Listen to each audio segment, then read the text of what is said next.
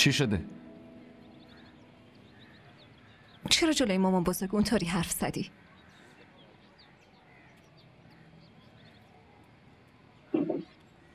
منظورت از اونطوری یعنی چی؟ همون حرفایی که میزدی. همینو میپرسم که چه حرفی میزدم. تو مشکل چیه؟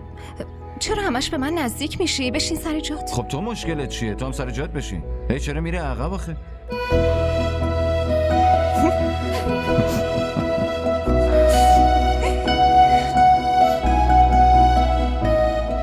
دیشب چت شده بود. به نظر میرسید انگار روح دیدی. نه من حواسم به همه چی هست. نه فقط اون پسره که جلوی ماشینمون اومد، خب ترسیدم که باهاش تصادف کنیم، فقط همین.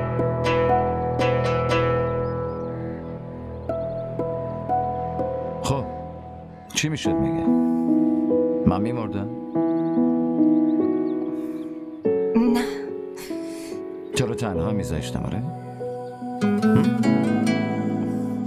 من به این راحتی ها نمیمیرم دختر. ولش کن. ولش نمیکنم. آخه چرا ول کنم؟ ولش کن که قلقم میاد.